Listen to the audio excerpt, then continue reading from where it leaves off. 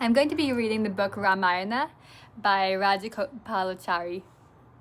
Chapter 1, The Conception. To the north of the Ganga was the great kingdom of Kosala, made fertile by the river Sarayu.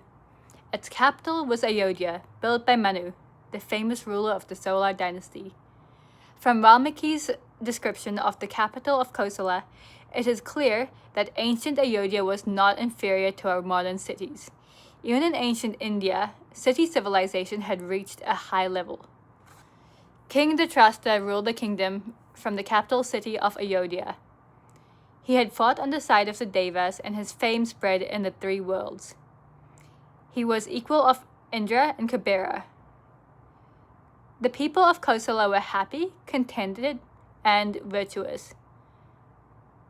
The land was protected by a mighty army, and no enemy could come anywhere near. It contained forts and moats around them, as well as many defensive installments. And true to its name, Ayodhya defied all enemies. Ayodhya means that which cannot be subdued by war. Dhritarashtra had 8 wise ministers, ever ready to advise him and execute his orders. Great sages like Vasishtha and Vamadeva and other brahmanas taught that the dharma and performed rituals and sacrifices. Taxes were light, and punishment of crime was just and inflicted according to the capacity of the wrongdoer.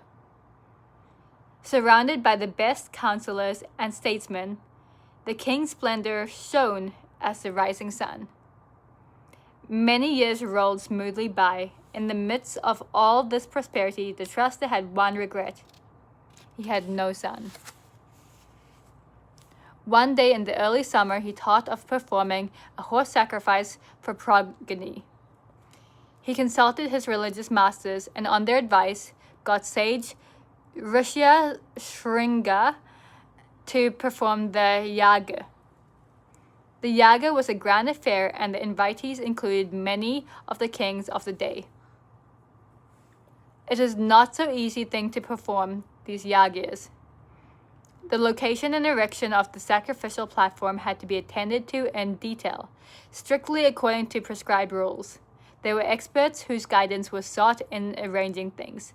It meant the building of a new camp city, capable of accommodating tens of thousands and providing hospitality and entertainment for the invitees, who included the princes and the sages of the land. In short, yagas in those days were something like our present-day state-sponsored big-scale conferences and exhibitions. When all arrangements were complete, the ceremonies were set in motion, strictly as enjoined by the Shastras.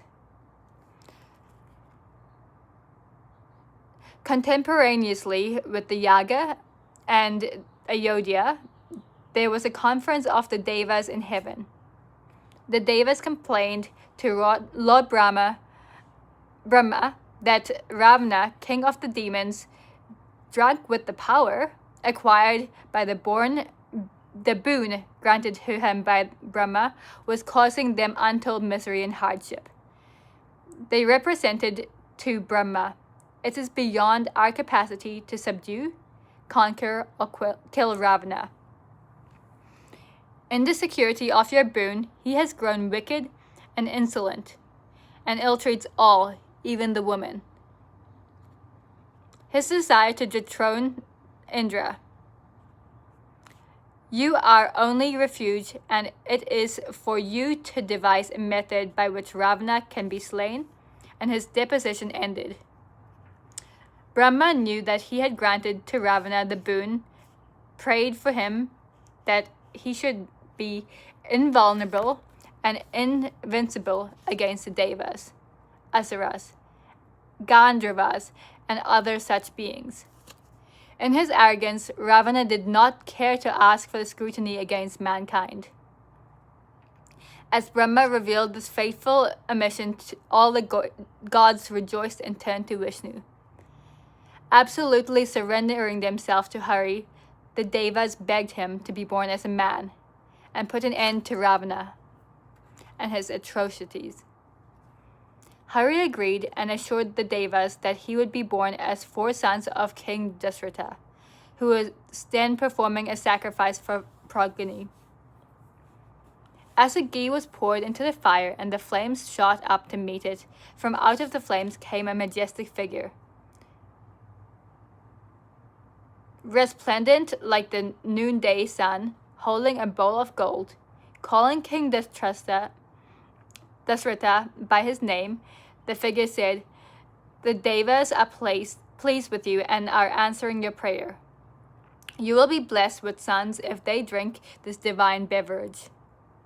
With joy unbounded, Dasratha received the bowl as he would receive a child, and distributed the paisam to his 3 wives, Kausala, Sumitra, and Kaikeyi. He asked Kausala to drink a half of the paisam and gave half of what remained to Sumitra. Half of what was then left was drunk by Kaikeyi, and what remained was given to Sumitra again. Dasratha's wives were happy, even as a beggar suddenly coming upon buried treasure. And in due course, all of them were expectant mothers. That's the end of chapter 1.